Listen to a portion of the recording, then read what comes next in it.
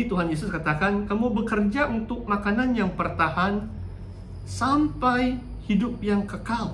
Oh, ini luar biasa. Jadi itulah kesimpulan yang saya katakan, mungkin slide yang seterusnya.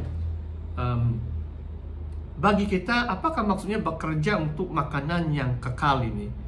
Bagi saya adalah melayani Tuhan dan melakukan pekerjaan Tuhan dalam hidup kita yang sepatutnya menjadi hala tuju dalam hidup atau ambition in our life, dalam kehidupan kita.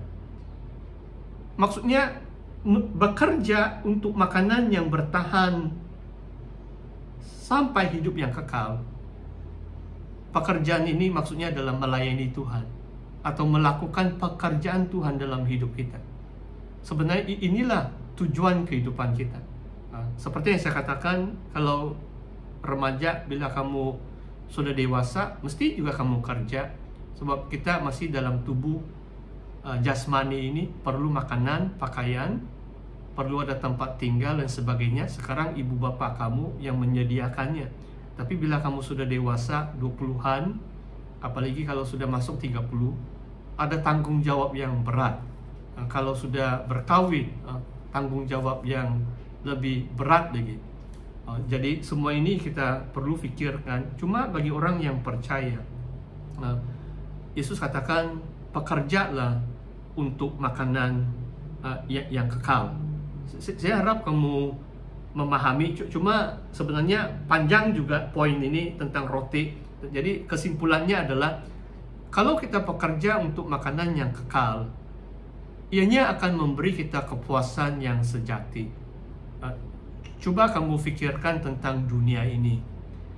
Kalau manusia yang tidak mengenal Tuhan, saya tidak pikir bagaimana keadaan mereka, kedudukan yang tinggi, mungkin kaya, mewah dan sebagainya. Tapi bagi saya itu bukan kepuasan yang sejati. Mungkin ada keseronokan, kepuasan yang sementara. Cuma orang yang bekerja untuk makanan yang kekal, yaitu melayani Tuhan atau melakukan pekerjaannya, itulah yang memberi kepuasan yang sejati. Nanti Tuhan mengatakan, akulah roti yang hidup. Siapa yang makan datang kepadaku, dia tidak akan lapar lagi, dia tidak akan haus lagi. Maksudnya kita yang hidup melayani Tuhan, kita ada kepuasan yang sejati. Kita tidak lagi mencari-cari yang lain, yang dunia tawarkan. Dan betul pastor boleh bersaksi, sudah sekian lama melayani Tuhan, saya tidak ada kerinduan atau keinginan mencari yang lain-lain. Yang baru-baru ini mungkin pastor beri satu contoh lah. Sebab 3-4 bulan yang lalu ada pilihan raya kan.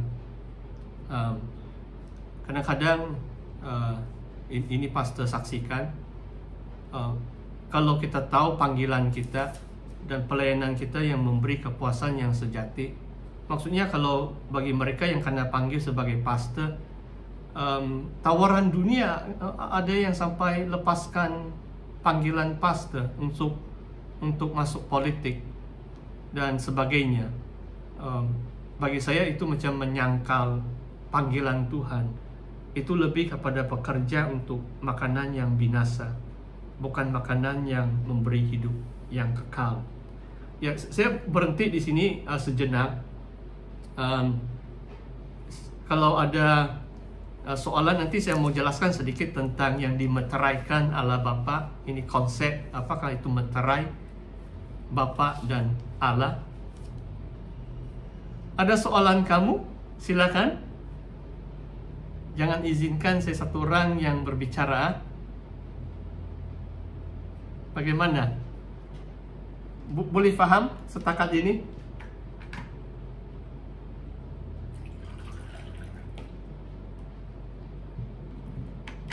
Ya, terima kasih. Ya, bagaimana yang lain?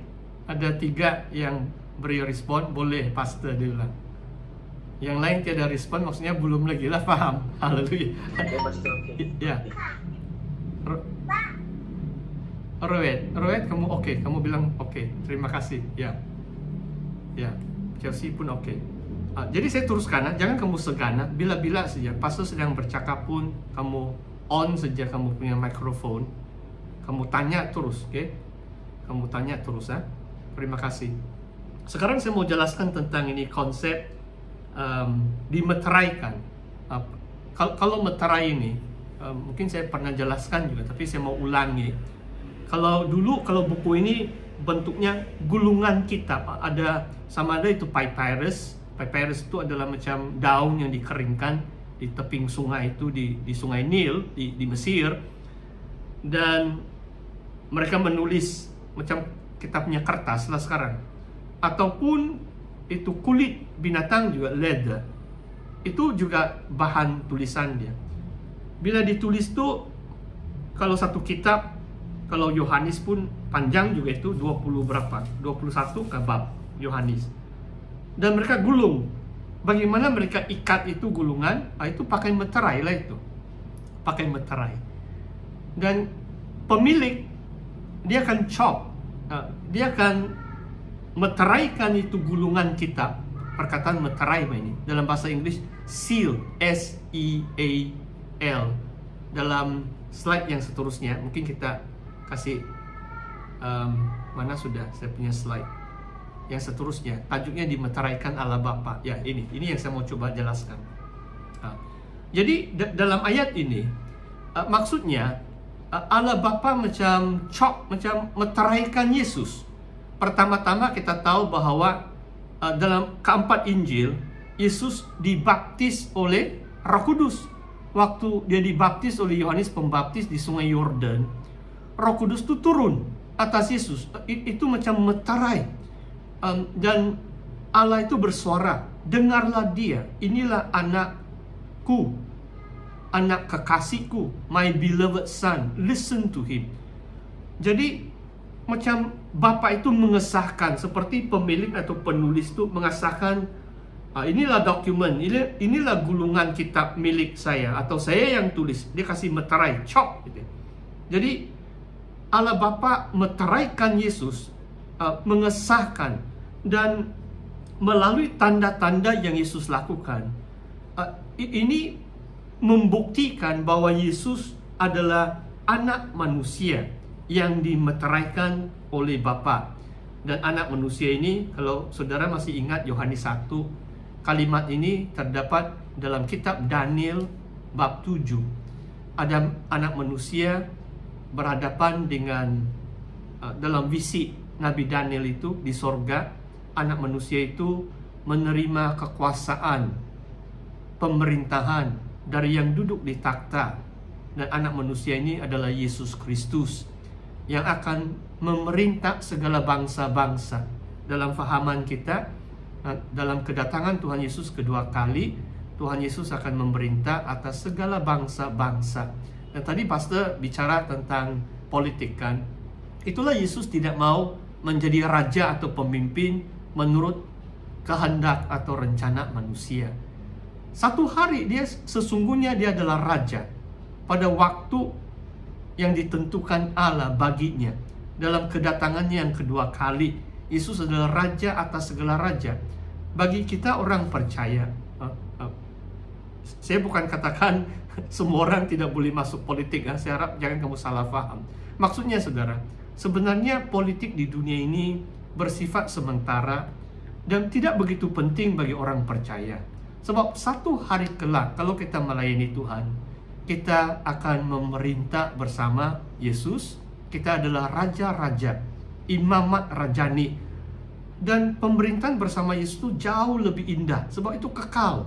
Setelah kerajaan 1000 tahun itu kita bersama Tuhan untuk selama-lamanya. Itulah makanan yang sampai hidup yang kekal. Melayani Tuhan, melakukan pekerjaan Tuhan ini bukan hanya upah di dunia ini, tetapi bersifat abadi atau kekal untuk selama-lamanya. Jadi, dan yang kedua tentang meterai ini adalah Yesus adalah hamba yang dipilih Allah. Jadi macam dia dipertonjolkan, dia dinyatakan sebagai anak Allah yang berkuasa dengan melakukan tanda-tanda. Dalam Injil Yohanes ada sekurang-kurangnya 7 tanda. Dan sebenarnya kalau berbanding dengan Injil yang lain, tidak begitu banyak. Kalau Injil Matius mungkin mau dekat 20 tanda Yesus lakukan, banyak mukjizat. Dan Injil-Injil yang lain juga lebih 10 atau 15. Injil Yohanes bersifat lebih kepada filsafah atau pengajaran secara rohani, tidak begitu menekankan mukjizat-mukjizat pun. Dan tanda-tanda ini memang seperti yang saya katakan, menyatakan kemuliaan Tuhan Yesus. Jadi saya harap kita faham sudah ini tentang konsep meterai. Bolehkah itu? Ada respon? Bagaimana? Saya mau beralih sudah ini sebab macam ada 10 poin, banyak poin juga malam hari ini. Bagaimana? Semua oke? Kamu faham tentang ini meterai Allah? Ya, yang dalam buku tafsiran Pastor, ya, coba kamu lihat muka surat 108.